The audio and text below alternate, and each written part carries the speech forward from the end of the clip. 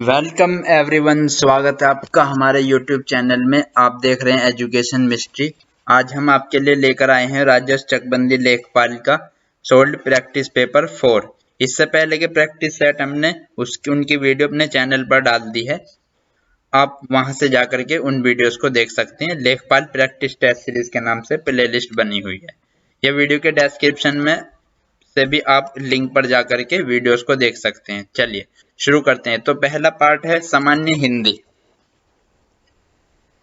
तो इसमें पहले प्रश्न संख्या 1 से 2 में पूछा है, दिए गए उद्धरण के लिए आपको अलंकार छांटना है। ठीक है।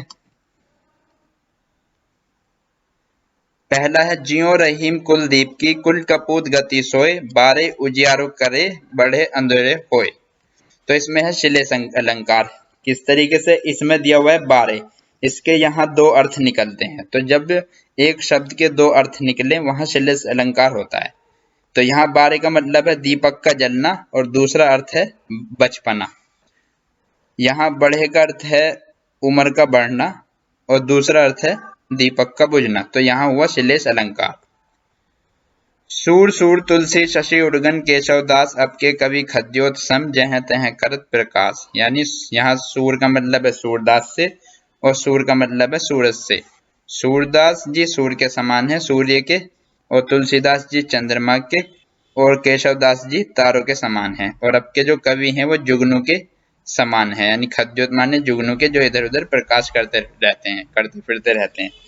तो सूर सूर जब एक जैसे शब्द दिए हों, यानी कम से कम एक शब्द की आवृत्ति दो बार हुई हो, तो वहां होता है यमक अलंकार। और उनके अलग अलग अर्थ हों, एक जैसे शब्द दिए हों और उनके अलग अलग अर्थ हों। जैसे यहाँ सूरदास जी और इसका मतलब है सूर्य, तो एक शब्द दिया हुआ है और इसके अलग अलग अर्थ हैं, तो यहाँ हुआ यमक अलंकार। जैसा आपने कनक कनकते सोगुनी वाला भी सुना होगा, तो उसमें भी यमक अलंकार होता है, क्योंकि उसमें पहले शब्द का अर्थ होता है धतूरा, दूसरे का सोना। भय लज्जा आदि के कारण उत्पन्न भाव को छिपाने की प्रवृत्ति को क्या कहते हैं? तो इसका आंसर है अविहितता। निम्न में से अपस्मार क्या है? संचारी भाव का एक प्रकार।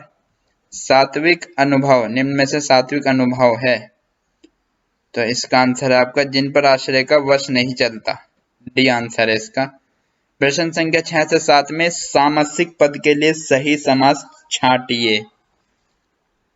राजा रानी, तो इसमें है द्वंद्व।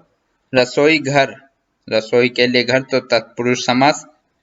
जो शब्द दिए गए शब्द का पर्यायवाची नहीं है उसका चयन कीजिए। आंख, चक्षु, दृग, लोचन, राजीव। तो ये तीनों हैं लेकिन राजीव नहीं है पर्यायवाची, तो इसका आंसर हुआ आंख। अनी, अनी अनी कहते हैं समूह को, यानी ग्रुप, तो इसका आंसर दल भी हुआ, यानी पर्यायवाची अनी का दल भी होता है। चमू भी, अनिकिनी भी, लेकिन अंगी नहीं होता, तो इसका आंसर है अंगी। दिए गए शब्द का सही विलोम शब्द छांटिए। आविर्भाव का होता है तिरोभाव। स्थूल, इसका आंसर आपका सूक्ष्म। प्रश्न संख्या 12 से 13, दिए गए विकल्पों में से तत्सम शब्द छांटिए। विवाद, क्षिति, रात, थान। तो इसका आंसर आपका विवाद। अश्रु, रेडियो, कान, पगड़ी। इसका आंसर आपका अश्रु। दिए गए शब्द का सही संधि विच्छेद कीजिए। तदेव, तत् प्लस एव, तद प्लस एव, तद प्लस यू या तत् प्लस यू। तो इसका आंसर आपका तत् प्लस एव। किन्नर, तो इसका आंसर आपका किम प्लस नर। अतएव, तो इसका आंसर आपका अतः प्लस एव, आंसर ए। प्रश्न संख्या 17 से 18 में प्रत्येक वाक्यांश के लिए सही शब्द का चयन कीजिए। वह व्यक्ति जिसकी पत्नी मर गई हो तो वो कहलाता है विधुर, और जिसका पति मर गया वो कहलाती है विधवा। दूसरे देश से अपने देश में सामान मंगाने की क्रिया आयात, और दूसरे अपने देश से दूसरे देश में सामान भेजने की क्रिया वो कहलाती है निर्यात। प्रश्न संख्या 19 से 20 में दी गई लोकोक्तियों के लिए सही विकल्प चुनिए। अधजल गगरी छलकत जाए, तो इसका आंसर आपका अल्पज्ञ या सामान्य संपत्ति वाले व्यक्ति द्वारा गर्व प्रदर्शन। ठीक है। आ बेल मुझे मार, छेड़छाड़ करना, बेल के सामने बहादुरी दिखाना, जानबूझकर मुसीबत में पड़ना या फटे में टांग देना। तो इसका आंसर है जानबूझकर मुसीबत में पड़ना, आंसर सी। प्रत्येक मुहावरे के लिए सही विकल्प छांटिए। अंगारों पर पैर रखना, जानबूझकर खतरे का काम करना, बिल्कुल सही है पहला ही। अपना उल्लू सीधा करना, काम निकालना। अपनी खिचड़ी अलग पकाना, तो इसका आंसर है अलग रहना। प्रश्न संख्या 24 से 25 दिए गए वाक्यों में कुछ में त्रुटि है, उसे छांटिए। यदि कोई त्रुटि न हो तो उत्तर डी दीजिए। जीवन पथ पर हमें सतत रूप से चलते रहना चाहिए। तो सतत में आपको पता है यहाँ पर छोटा सा हलंत लगता है नीचे, तो ये गलत लिखा हुआ है, तो इसलिए इसका आंसर हुआ ये। मैं और मेरा मित्र सांध्य काल के समय, तो सांध्य काल भी दे रहा है और के समय भी दे रहा है, जबकि काल का मतलब ही के समय होता है, तो इसका आंसर हुआ एक चीज आएगा, तो सांध्य काल आएगा या सांध्य के समय आएगा, तो इसका आंसर हुआ बी। अब हम आ चुके हैं मैथ पोर्शन पर और भाग सेकंड। तो इसमें दिया हुआ आपका पहला क्वेश्चन, यदि किसी पाई चार्ट यानी वृत्त चार्ट में भोजन पर खर्च कुल आय का 19% है यानी 19% है, तो भोजन से संबंधित कोण कितने का होगा। तो आपको पता है कि जब आप एक सर्कल बनाओगे इस तरीके से, तो इसमें आपको इस इतना पार्ट जो है आपका इसके बीच का 19% दिया हुआ है, जबकि पूरा 360 डिग्री होता है। तो 360 डिग्री का 19% हटाने के लिए इसमें 100 से भाग दे दिया, तो इसे आप जब सोल्व करोगे तो इसका आंसर आएगा आपका 68.4। तो इसका आंसर हुआ आपका 68.4, ठीक है, क्योंकि भोजन पर कुल खर्च कुल आएगा कितना है 19%, तो भोजन से संबंधित कोण कितने का होगा, इतने डिग्री का। 175 को दो पूर्ण संख्याओं के गुणनफल के रूप में व्यक्त करने के कितने तरीके हैं। तो दो पूर्ण संख्याओं के गुणनफल के रूप में व्यक्त करने के कितने तरीके हैं। पूर्ण संख्याएं कौन सी होती हैं, पूर्ण संख्याएं होती हैं जो 0 से शुरू होती हैं और अनंत तक चलती हैं, ठीक है, 0 1 2 3 4। अब 175 के आप फैक्टर कर लो, ठीक है, यानी गुणनखंड कर लो, तो 5 गुणा 5 गुणा 7 ये आ गया। तो अब इसने कहा है कि आपको सिर्फ दो पूर्ण संख्याओं के गुणनफल के रूप में आपको व्यक्त करने के कितने तरीके हैं। ये तो तीन, ये भी पूर्ण संख्या है, लेकिन ये तीन पूर्ण संख्याओं के रूप में व्यक्त किया जा रहा है, तो ये तो होगा नहीं। अब इसे 5 गुणा 5 25 गुणा 7 के रूप में लिखो, तो दो पूर्ण संख्याओं के रूप में इसे व्यक्त कर रहे हो आप, यानी शो कर रहे हो। तो एक तो ये तरीका हो गया, एक हो गया 5 सत्ते 35 गुणा 5, एक हो गया खुद 175 गुणा 1, तो इसका आंसर हो गया 1 2 3, यानी तीन तरीके से हम आप इस 175 को शो कर सकते हैं, तो इसका आंसर हुआ आपका 3। क्वेश्चन नंबर 28, 0.6 की पावर 4 माइनस 0.5 की पावर 4 अपॉन 0.6 का और प्लस 0.5 का वर्ग की वैल्यू निकालनी है। अब इसमें आप क्या करेंगे, इसे 0.6 का स्क्वायर का भी स्क्वायर कर लेंगे, यानी 2 की पावर 2 कर लेंगे इसे, तो ये बन जाएगा a के वर्ग का वर्ग, और यहाँ इसे a मान लेंगे और इसे b के वर्ग का वर्ग, तो यानी a का वर्ग माइनस b का वर्ग का फॉर्मूला होता है a माइनस बी और a प्लस बी। तो ये हो गया a प्लस बी और a माइनस बी। जब आप इसे 2 की पावर 2 में बदल लेंगे और नीचे ये दे रखा है, तो आप इसे ऊपर नीचे काट देंगे इन दोनों को, बचेगा क्या ये। अब इसे फिर से a का वर्ग माइनस b का वर्ग का फॉर्मूला बन गया, इसे भी a प्लस बी और a माइनस बी, यानी एक बार जोड़ दो एक बार घटा दो और दोनों की मल्टीप्लाई कर दो, या फिर आप इसे यहीं पर खोल लो, ठीक है। 6 चंग 36, 5 पंजे 25, इसे इसमें से घटा दो, आंसर आ जाएगा 0.11। प्रश्न संख्या 29, 12 व्यक्ति एक काम को 8 दिन में पूरा कर सकते हैं, तो टोटल काम कितना हो गया 12 × 96। उनके काम आरंभ करने के 3 दिन बाद 3 व्यक्ति और उनके साथ शामिल हो गए, ठीक है। जब उन्होंने काम शुरू करा तो 3 दिन बाद 3 व्यक्ति और आ गए, तद अनुसार वे सब मिलकर बाकी बचे कार्य को यानी शेष कार्य को कितने दिन में पूरा कर लेंगे। तो 12 × 96 टोटल काम है और 3 दिन बाद 3 व्यक्ति और आ गए, यानी कि 3 दिन तक तो 12 व्यक्तियों ने काम करा, यानी कितना, तो 3 दिन का काम कितना हो गया 12 × 36, 96 में से आप 36 घटा देंगे, बाकी बचे काम को कितने लोग करेंगे 15 लोग। तो चलिए दिखाते हैं इसका आंसर। तो यहाँ हो गया टोटल वर्क 12×96 और 12 आदमियों का 3 दिन का काम 12×36, तो 96 में से 36 माइनस हो गए 60 बचे आपके। अब बाकी बचे काम को 15 आदमी करेंगे, 15 चौका 60 यानी 4 दिन में। तो इसका आंसर आपका आ गया 29 का 4 डेज। एक कुत्ता एक खरगोश के 4 छलांगों के बदले में 6 छलांगे लगाता है। उस कुत्ते की 2 छलांगे खरगोश की 5 छलांगों के बराबर हैं।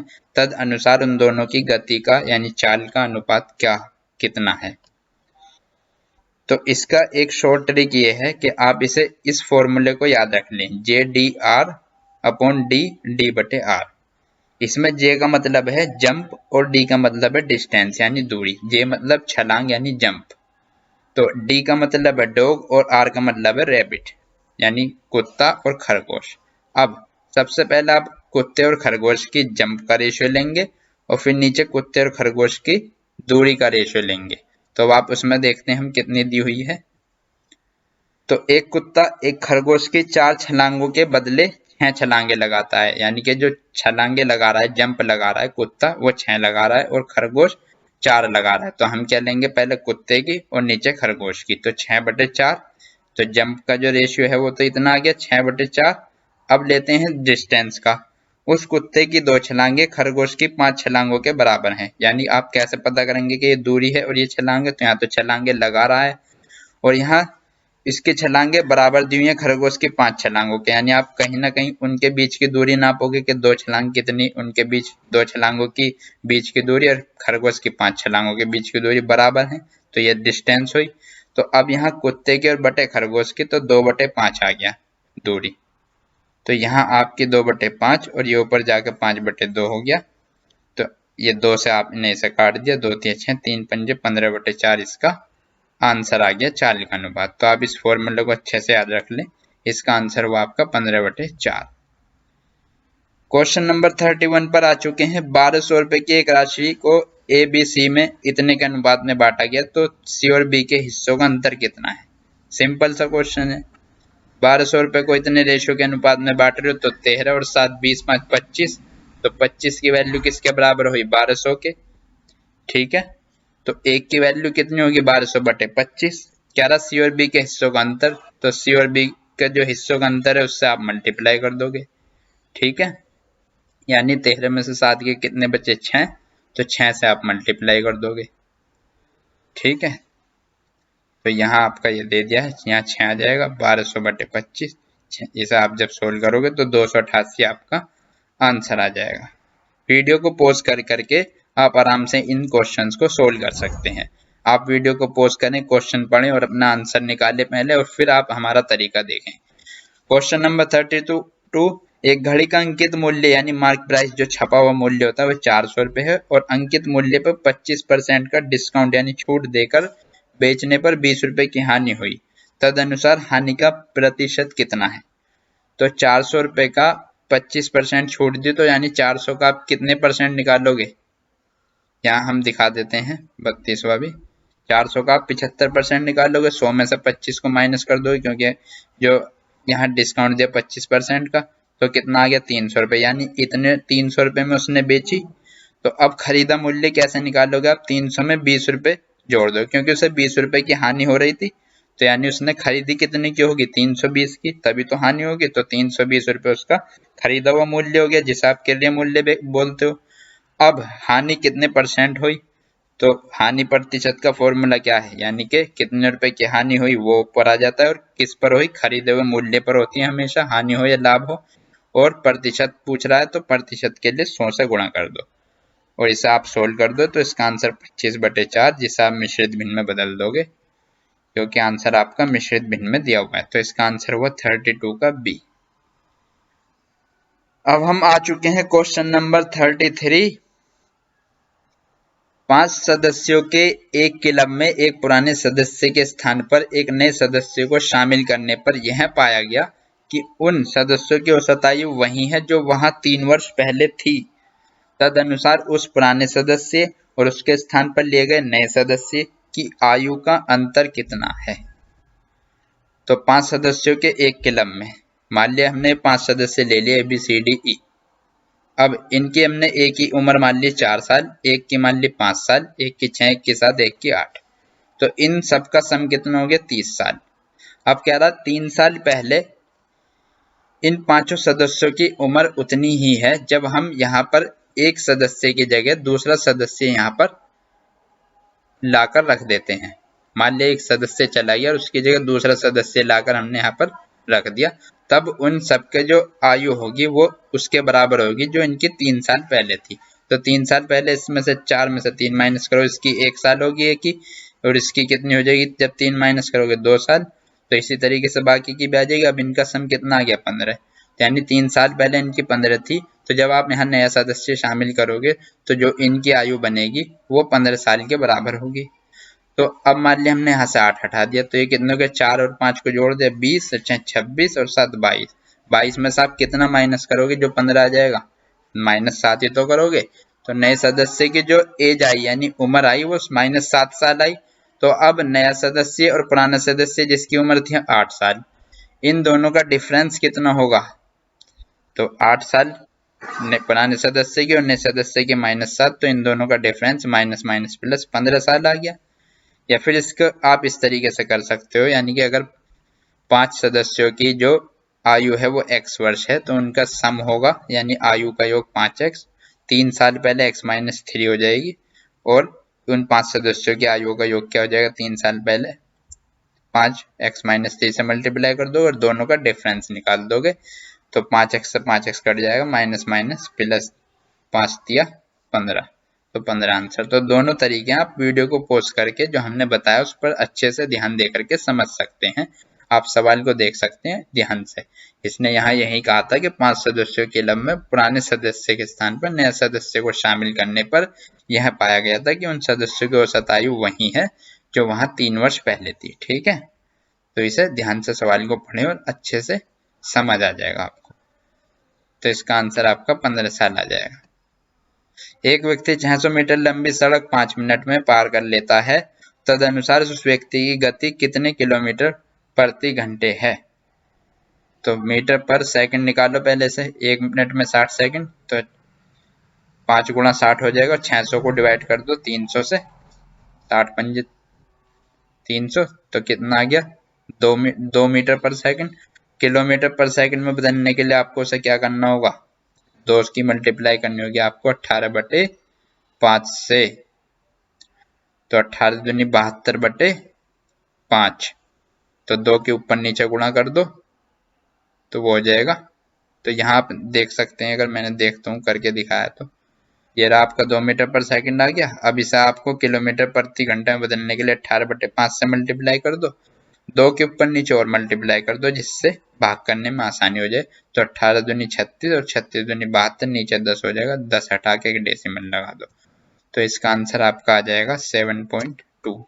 बहुत आसान सा सवाल है, आप देख जब करेंगे तो आसानी से हो जाएगा। क्वेश्चन नंबर आ गया है आपका 35।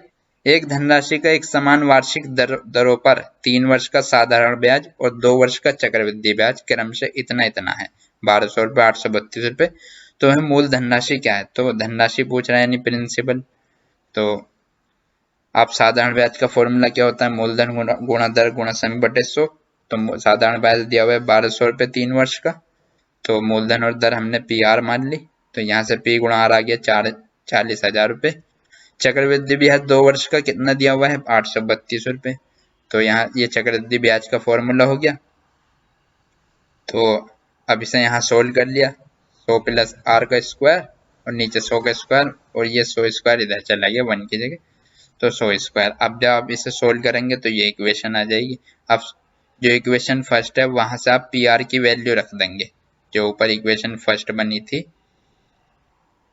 यहाँ PR की, आप यहाँ से इसकी वैल्यू रख दें और यहाँ से 0 काट दें 4, और 4 से इसे भाग कर दें फिर, और फिर 200 को उसमें से घटा दें। ठीक है, तब आपका आंसर आ जाएगा मूलधन आपके यहाँ से पहले दर आ जाएगी 8%, और इस R की वैल्यू आप यहाँ रख देंगे तो आपकी वैल्यू P की भी वैल्यू आपकी आ जाएगी। ठीक है, तो मूलधन पूछ रहा था तो 5000 रुपये आ चुका है, तो 35 का आंसर है आपका 5000। क्वेश्चन नंबर 36 पर अब हम आ चुके हैं। 36 दो ठोस लंबवृत्तीय बेलनों की त्रिज्याएं, यानी बेलनों की त्रिज्याएं दे रखी हैं 4 सेंटीमीटर और 3 सेंटीमीटर। उनकी ऊंचाइयां हैं क्रमशः h+1 और 2h+1 सेंटीमीटर, सभी सेंटीमीटर हैं। यदि उन दोनों बेलनों के कुल पृष्ठीय तलों के क्षेत्रफल बराबर हो, यानी वक्र संपूर्ण पृष्ठ यानी कुल पृष्ठ क्या है, संपूर्ण पृष्ठ के क्षेत्रफल बराबर हो, तो उनके आयतनों का अनुपात क्या होगा। तो यहाँ हमने दो बेलन बना लिए, एक की त्रिज्या दे रखी है 4 सेंटीमीटर, दूसरे की हमने कैपिटल आर से शो कर दिया, दूसरे की 3 सेंटीमीटर। ऊंचाइयां दे रखी हैं इनकी h+1 और 2h+1, इसको h1 मान लिया, इसको h2। कह रहा है कि उनके जो टोटल संपूर्ण पृष्ठ है वे दोनों के बराबर हैं। तो संपूर्ण पृष्ठ का फॉर्मूला होता है 2πr/h+r। तो यहाँ जो पहला बेलन है उसके हमने h1 शो कर दी और r यहाँ हमने r शो गई, तो यहाँ पर r ले ली। इसी तरीके से इसके दोनों को बराबर रख दिया, दोनों के संपूर्ण पृष्ठों को 2π से 2π कट गया। अब यहाँ h1 की वैल्यू h+1 रख दी और r की वैल्यू 4 रख दी जो ऊपर दी हुई है। इसी तरीके से h2 की वैल्यू रख दी ऊपर से, और इसी तरीके से r की त्रिज्या की वैल्यू रख दी। 4 की मल्टीप्लाई अब हम अंदर कर देंगे और यहाँ 4+1 5 हो जाएगा। इसी तरीके 3+1 4 और अब 3 की मल्टीप्लाई अंदर कर देंगे तो ये आ जाएगा 4h, 4 पंजे 20, 3 दूनी 6, 6h और 3 चौक 12। तो अब यहाँ से इन दोनों को सोल्व करके 2h बराबर 8, h की वैल्यू आ गई 4, तो यहाँ से h की वैल्यू 4 आ गई, तो यहाँ h की वैल्यू रख देंगे दोनों में, तो h1 h2 की वैल्यू भी आ जाएगी। अब दो बेलनों के आयतनों का अनुपात पूछ रहा है। बेलन का आयतन होता है πr²h, तो यहाँ पर हम πr²h होता है, तो पहले बेलन की h1 दूसरे की h2। अब यहाँ से पहले बेलन की त्रिज्या रख देंगे, पाई से पाई कट जाएगा, और यहाँ नीचे दूसरे बेलन की त्रिज्या और यहाँ से हाइट की वैल्यूज रख देंगे h1 की और h2 की, तो यहाँ रेशियो आ जाएगा 80/81। तो आपका आंसर आ चुका है 80/81। एक घन के विकर्ण का माप 5√3 सेंटीमीटर है, तदनुसार उस घन का पृष्ठीय क्षेत्रफल स्क्वायर सेंटीमीटर में कितना होगा। तो घन का विकर्ण क्या होता है, भुजा √3, तो भुजा √3 बराबर 5√3, भुजा कितनी आ गई 5। तो घन का पृष्ठीय क्षेत्रफल यानी घन का विकर्ण घन जिसकी सारी भुजा बराबर होती है, तो घन का पृष्ठीय यानी वक्र पृष्ठ का क्षेत्रफल क्या होता है 4 गुणा भुजा का वर्ग। तो भुजा कितनी आई थी 5, तो 5 25 चौका 100 हो जाएगा। चलिए देखते हैं एक बार इसका आंसर क्या दिया हुआ है 37 का। यहाँ भुजा अच्छा सॉरी घन का पृष्ठीय क्षेत्रफल होता है 6a², लेकिन यहाँ इसने कुल तो लिखा हुआ नहीं है। चलिए यहाँ इसने संपूर्ण पृष्ठ पूछा हुआ है, तो हम यहाँ संपूर्ण पृष्ठ निकालेंगे और जिसका फॉर्मूला होता है 6a²।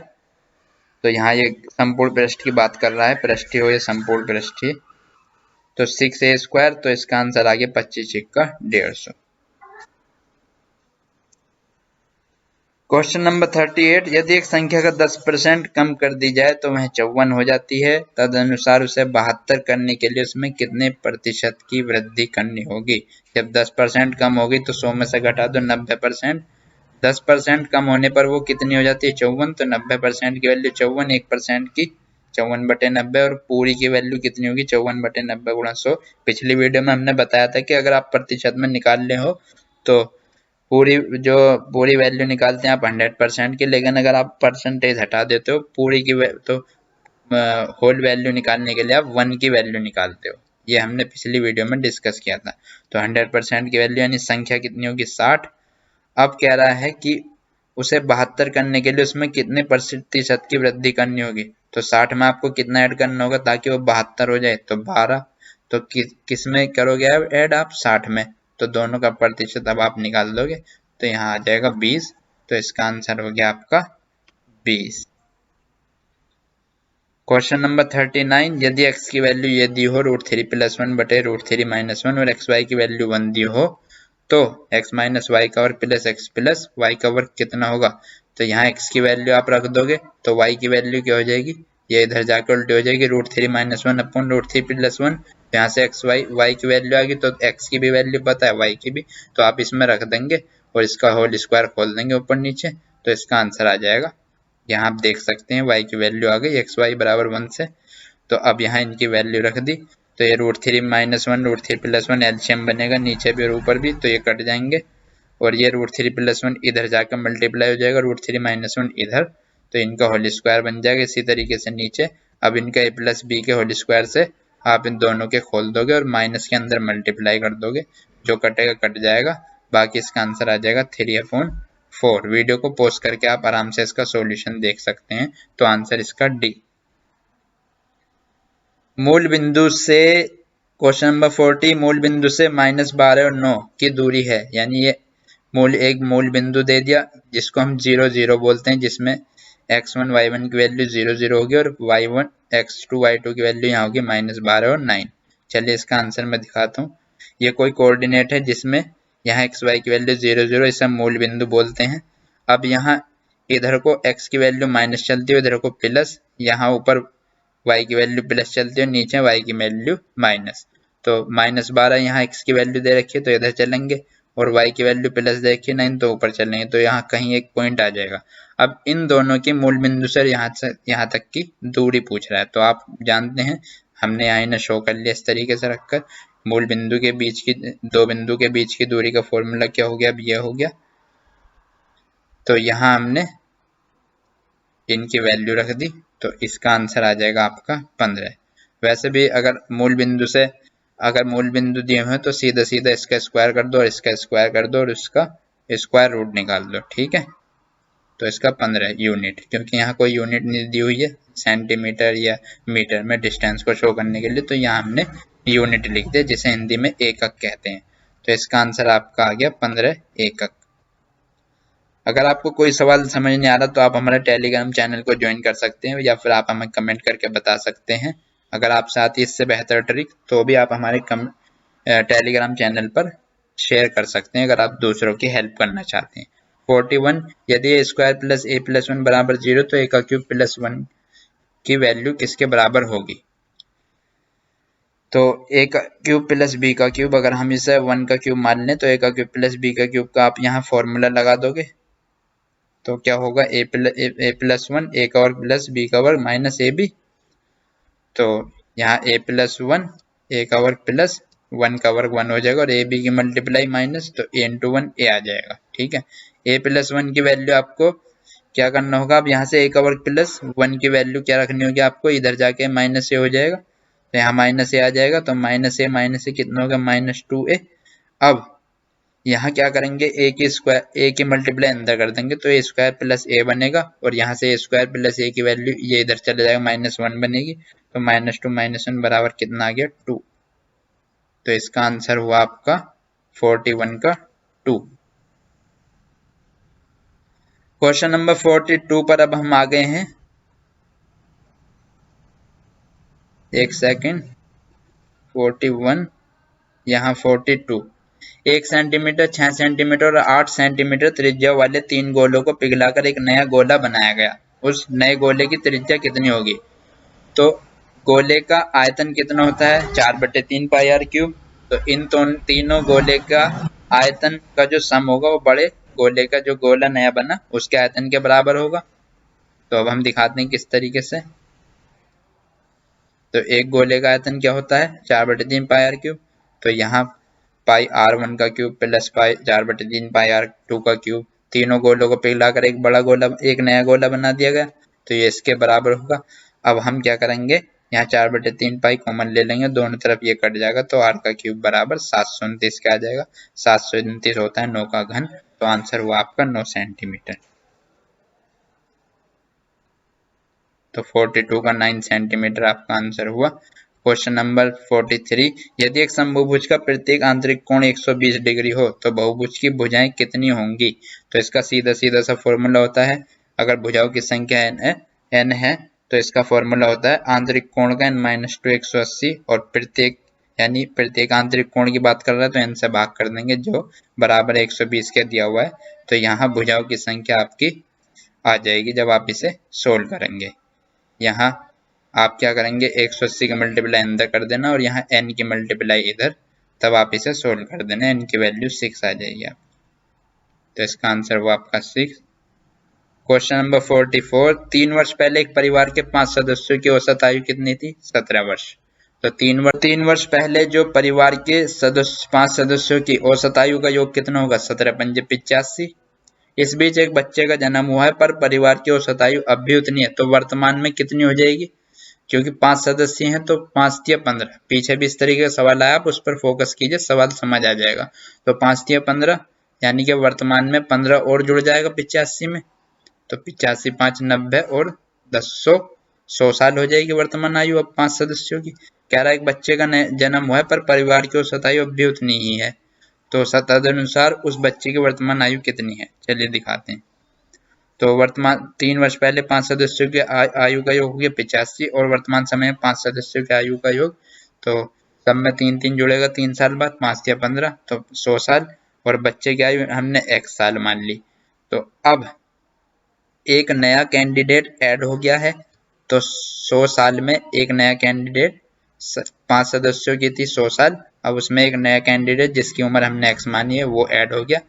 तो टोटल कितने कैंडिडेट्स हो गए?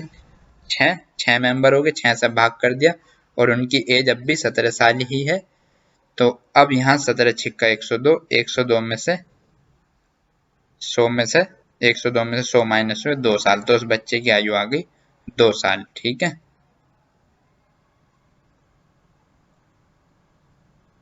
चलिए इसका आंसर आ गया है आपका 2 साल।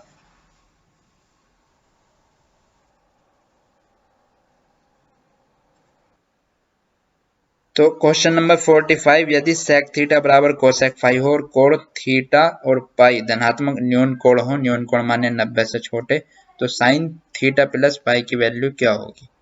चलिए यहाँ सेक थीटा बराबर कोसेक पाई दिया हुआ है, तो सेक थीटा बराबर, इसे हमने बदल लिया सेक 90 माइनस पाई, क्योंकि आप जानते हैं ये जो क्वाड्रेंट होता है इस तरीके का, तो इसमें सारी वैल्यू प्लस होती है जब ये 90 से छोटा है। तो यहाँ इसे हमने बदल लिया सेक 90 माइनस पाई की वैल्यू किसके बराबर होगी? कोसेक पाई के। इस वाले फर्स्ट क्वाड्रेंट में आएगा, इसमें सभी वैल्यू प्लस होती है और 90 माइनस पाई करेंगे तो ये कोसेक सेक में बदल जाएगा।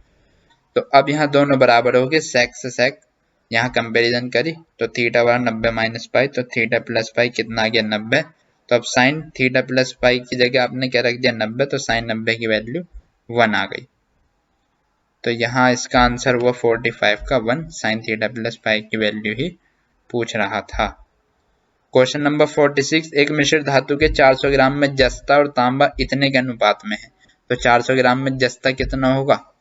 400 बटे 5 और 3 8 और गुणा 5, क्योंकि 5 से मल्टीप्लाई कर देंगे क्योंकि जस्ता 5 है, तो 400 बटे 8 गुणा 5 तो कितना आ जाएगा? जस्ता यानी जिंक की वैल्यू आ जाएगी। इसी तरीके से तांबे की वैल्यू आ जाएगी।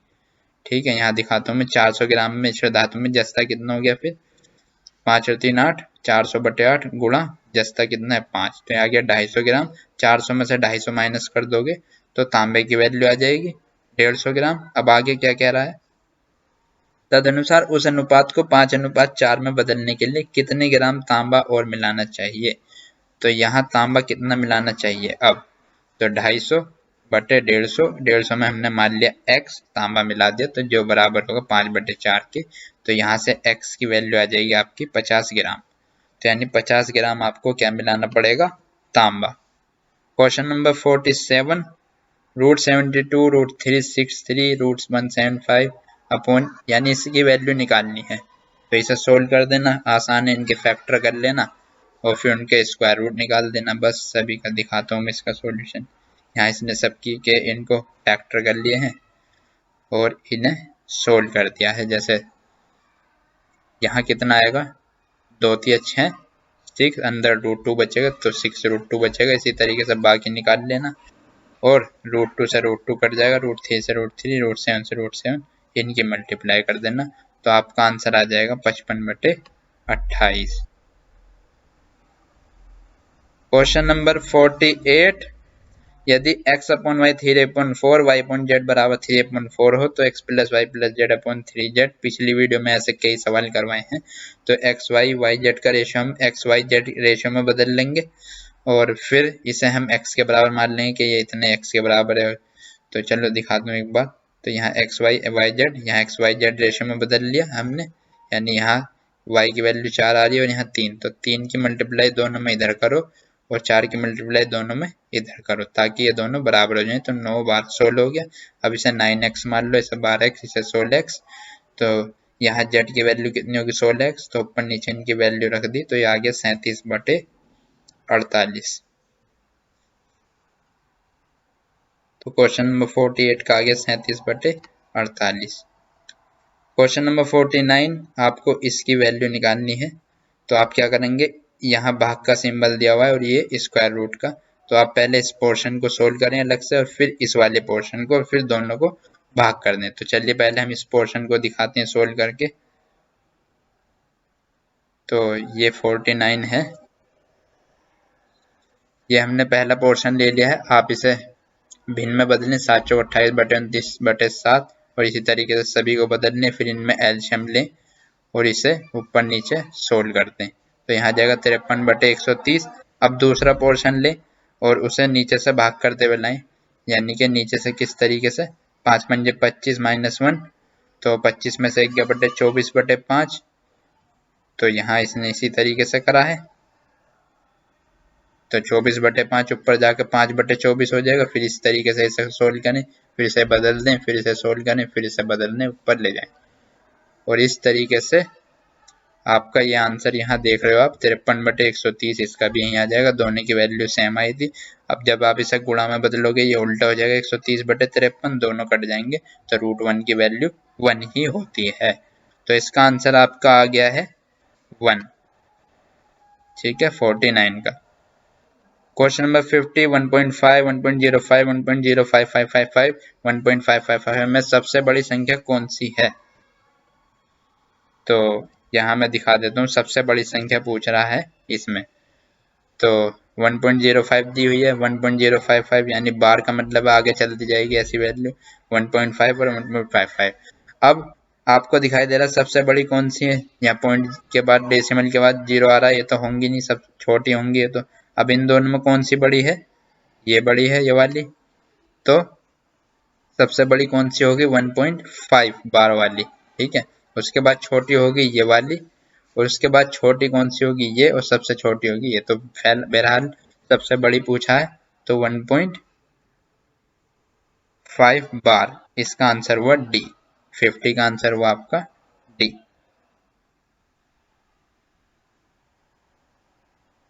तो अब हम आ चुके हैं एक सामान्य ज्ञान पर। सार्क के पहले विस्तार में निम्न में से कौन सा देश 8वें सदस्य के रूप में शामिल हुआ है? तो इसका आंसर आपका अफगानिस्तान। सार्क के 8वां सदस्य जो था वो अफगानिस्तान था। 52, निम्न में से कौन सी समिति संसद की स्थायी समिति नहीं है? लोक लेखा समिति, प्राक्कलन समिति, लोक उपक्रम समिति या वित्त मंत्रालय की परामर्शदात्री। तो इसका आंसर आपका डी, वित्त मंत्रालय की परामर्शदात्री समिति। कॉकरोच जल में जीवित नहीं रह सकता क्योंकि उसका श्वसन अंग है किलोम, वातक, फुफ्फुस, ये तो होते नहीं गिल होता। तो इसका आंसर है ट्रेकिया। ठीक है, जिसको हम हिंदी में क्या कहते हैं, श्वास नली कहते हैं। ठीक है, तो कॉकरोच यानी तिलचिट्टे का श्वसन अंग होता है ट्रेकिया, और वो जो हवा में जो वायु में जो ऑक्सीजन लेता है, सांस लेता है, वायु मतलब किस माध्यम से कॉकरोच की बॉडी, कॉकरोच के अंदर जाती है वायु, तो वो अंग है श्वास रंध्र, यानी छोटे छोटे रंध्र होते हैं ना उसके पार्श्व भाग पर 10 जोड़ी जो छोटे छोटे छेद होते हैं, तो उसके जरिए उसके वायु अंदर जाती है। ठीक है, उन्हें बोलते हैं श्वास रंध्र। लेकिन अगर श्वसन अंग पूछे तो वो आपका वातक, ट्रेकिया या फिर श्वास नली भी दे सकता है उसकी जगह। गुणसूत्रों में होते हैं DNA, lipid, amino acid, protein या आरएनए, शुगर। तो डीएनए और प्रोटीन होती है गुणसूत्रों में यानी क्रोमोसोम्स में। क्वेश्चन नंबर 55, पुरुष में मरकरी के विषाक्तन से कौन सा रोग होता है? मरकरी के विषाक्तन से होता है मीना माता रोग होता है। ठीक है, 55 का आंसर है सी। क्वेश्चन नंबर 66, निम्न से कौन सा देश एक दलीय प्रणाली अपना रहा है? तो एक दलीय प्रणाली जो अपना रहा है वो आपका चीन अपना रहा है। ठीक है, मूत्र का रंग पीला किसकी उपस्थिति के कारण होता है? तो ये होता है आपका यूरोक्रोम के कारण। तो अब हम आ चुके हैं 58 पर। घटिया वस्तु के लिए मांग गिरती है। तो घटिया वस्तु के लिए डिमांड कब गिरेगी? जब आपकी इनकम बढ़ जाएगी। कोई घटिया वस्तु क्यों खरीदेगा फिर? कौन से पर्वत हिमालय श्रृंखला के अंग नहीं है? तो पर्वत हिमालय के श्रृंखला के अंग नहीं है। कुनलुन, हिंदुकुश, काराकोरम, अरावली। तो इसका आंसर है अरावली। सीमांत उपभोग प्रवृत्ति रहती है 0 से 1 के बीच। अक्टूबर और नवंबर के महीनों में भारी वर्षा होती है। तो अक्टूबर नवंबर के महीनों में भारी वर्षा होती है कोरोमंडल के तट पर। निम्न का मिलान कीजिए। हीराकुंड, व्यास, पोंग बांध। तो आपको पता है पोंग बांध जो है व्यास नदी से जुड़ा रहता है। तो बी का पहला देख लो किस में आएगा। तो बी का पहला इसी में आ रहा है। तो इसका आंसर हुआ आपका सी। तो यहाँ हीराकुंड जो है महानदी और टिहरी बांध जो हो जाएगा आपका भागीरथी नदी पर और थीन बांध हो जाएगा आपका रावी नदी पर।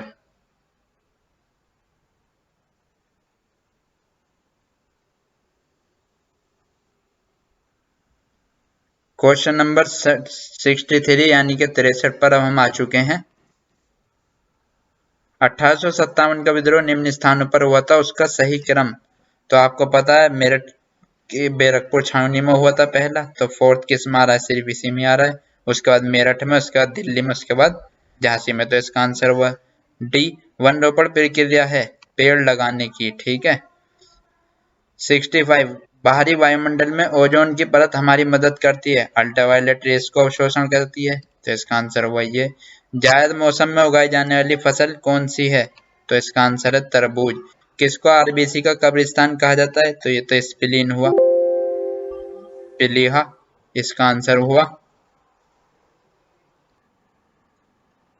अब क्वेश्चन नंबर 68 मध्य रात्रि सूर्य का क्या अर्थ है? सूरज का ध्रुवीय वृत्त में देर तक चमकना। तप्त जल के थैलों में जल का प्रयोग किया जाता है क्योंकि यह सरलता से मिल जाता है या फिर सस्ता है, हानिकारक नहीं है, इसकी विशिष्ट ऊष्मा अधिक है, जल को गर्म करना। तो विशिष्ट ऊष्मा अधिक है, इसका आंसर हुआ सी। कंप्यूटर में वायरस होता है सिलिकॉन पर अटैक करने वाला रसायन, केमिकल तो कंप्यूटर में कोई नहीं होता। सूक्ष्म जीव, तो जीव भी कोई नहीं होता। वह प्रोग्राम जो कंप्यूटर के सॉफ्टवेयर को पहुंचाता है, प्रोग्राम होता है। तो इसका आंसर हुआ आपका सी।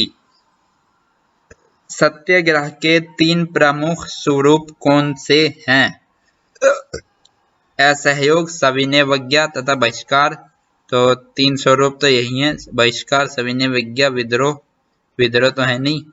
और सत्याग्रह की बात कर रहा है ना, तो इसका आंसर हो गया असहयोग, क्रांति अस्वीकार, क्रांति जनमत, बहिष्कार। तो इसका आंसर हुआ आपका ए। ठीक है। सहयोग न करने वाले, बात न मानने वाले और बहिष्कार करने वाले सत्याग्रह के स्वरूप थे। कौन सी साहित्यिक कृति कृष्ण देवराय ने लिखी थी? तो इसका आंसर आपका एमुक्त माल्यदा। सिंधु घाटी सभ्यता की लिपि कौन सी है? खरोष्ठी, ब्राह्मी, तमिल या ज्ञात अज्ञात। भारत के राष्ट्रपति को स्वेच्छा निर्णय अधिकार विवेक अधिकार के अंतर्गत क्या प्राप्त है? किसी राज्य में राष्ट्रपति शासन लागू करना, प्रधानमंत्री की नियुक्ति, मुख्य चुनाव आयुक्त की नियुक्ति या वित्तीय आपातकाल घोषित करना। तो इसका आंसर है आपका प्रधानमंत्री की नियुक्ति। क्योंकि ऐसा होता है कि जब किसी भी पार्टी को लोकसभा में बहुमत प्राप्त नहीं होता है तो राष्ट्रपति अपनी वीटो पावर, विवेक अधिकार यानी स्वेच्छा निर्णय का यूज करके, विवेक अधिकार का यूज करके उस दल के ग्रुप को प्रधानमंत्री बना देता है, किसी एक ऐसे व्यक्ति को प्रधानमंत्री बना देता है जो बहुमत साबित कर सकता है। तो इसका आंसर हुआ प्रधानमंत्री की नियुक्ति। बाजारों के आत्यंतिक स्वरूप कौन कौन से हैं? तो इसका आंसर है पूर्ण स्पर्धा और एकाधिकार। अब हम आ चुके हैं ग्राम समाज और विकास पर। अंडा उत्पादन में भारत का विश्व में कौन सा स्थान है? तो यह है तीसरा। चाय निर्यात के मामले में विश्व में अग्रणी देश कौन सा है? तो इसका आंसर है आपका श्रीलंका। ये चाय निर्यात के मामले में विश्व में अग्रणी देश है। विश्व का सबसे बड़ा अफीम उत्पादक देश है, तो ये है अफगानिस्तान। अफीम जो उत्पाद करता है सबसे ज्यादा अफगानिस्तान। विश्व में कॉफी का अधिकतम उत्पादन किस देश में होता है? ब्राजील में। विश्व के नारियल उत्पादक देशों में भारत का स्थान है, तो इसका आंसर है आपका तीसरा। भारत में सबसे अधिक कृषि भूमि किस फसल के अंतर्गत है? इसका आंसर है आपका चावल। कृषि उपज के लिए न्यूनतम समर्थन मूल्य की घोषणा किसके द्वारा की जाती है? तो ये की जाती है आपका कृषि लागत और मूल्य आयोग द्वारा। ठीक है। सब्जी उत्पादन में भारत का विश्व में कौन सा स्थान है? तो ये है दूसरा। कृषि लागत और मूल्य आयोग कहाँ स्थित है? नई दिल्ली में स्थित है। भारत में किस फसल का कृषि के अंतर्गत सर्वाधिक क्षेत्रफल है? तो इसमें इस टाइम आंसर होगा आम। ठीक है, 85 का बी आंसर होगा। कृषि लागत और मूल्य आयोग की स्थापना कब हुई? तो ये हुई 1965 में। क्वेश्चन नंबर 87, भारत में आलू 16वीं शताब्दी में कहां से आया? यूनान से, हॉलैंड से, ब्रिटेन से, पुर्तगाल से? तो इसका आंसर है पुर्तगाल से। जनजातीय लोगों का शोषण करने वाले निजी व्यापारियों से छुटकारा दिलाने, उनके द्वारा तैयार की गई वस्तुओं का उचित मूल्य दिलाने के उद्देश्य से ट्राइफेड की स्थापना कब की गई? तो इसका आंसर हुआ 1987 में। ठीक है।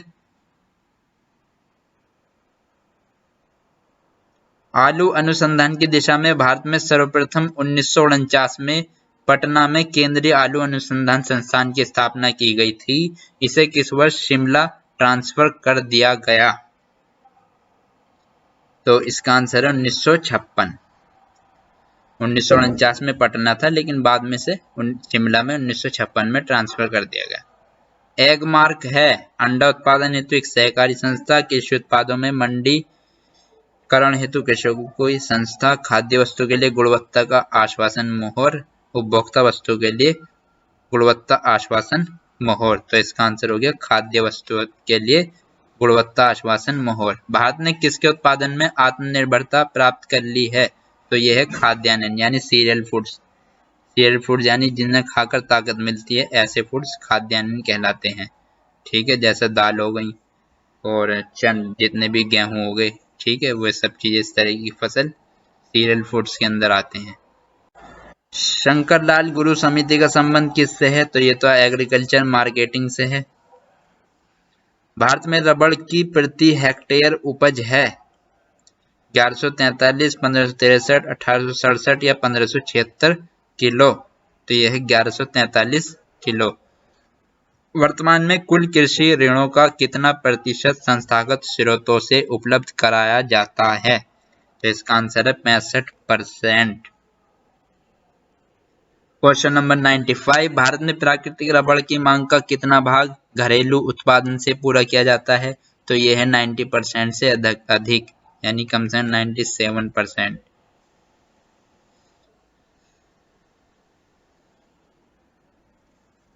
भारत में कुल्लू घाटी निम्नलिखित में से किसकी खेती के लिए प्रसिद्ध है? अंगूर, आलू, स्ट्रॉबेरी या फिर सेब? तो इसका आंसर है सेब।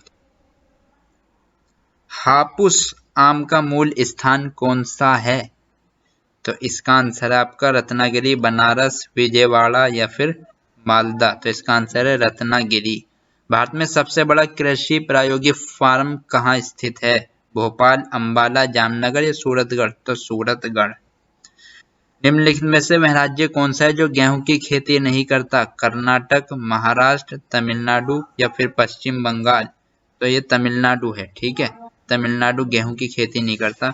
IR-20 और रत्ना दो प्रमुख किस्में हैं किसकी? बाजरा की, गेहूं की, ज्वार की या फिर धान की? तो ये धान की किस्में हैं। ठीक है, तो यहाँ आप देख सकते हैं इनकी आंसर कीज। ठीक है, तो आपका पेपर हो गया पूरा सोल्व। और अगर आप अपनी ट्रिक शेयर करना चाहते हो या फिर दूसरों की हेल्प करना चाहते हो, कुछ पूछना चाहते हो, आप हमारे टेलीग्राम चैनल को ज्वाइन कर सकते हो। ये हमारा टेलीग्राम चैनल है। और किस तरह की वीडियोस आप चाहते हो हमें कमेंट कर सकते हो, या फिर क्या कमी हमारी वीडियोस में रह गई है वो भी कमेंट कर सकते हो। लेटेस्ट गवर्नमेंट नोटिफिकेशन के लिए हमारे टेलीग्राम चैनल को ज्वाइन करें। अगर वीडियो अच्छी लगी हो तो लाइक एंड शेयर करें, चैनल को सब्सक्राइब करें। थैंक यू, धन्यवाद, बाय।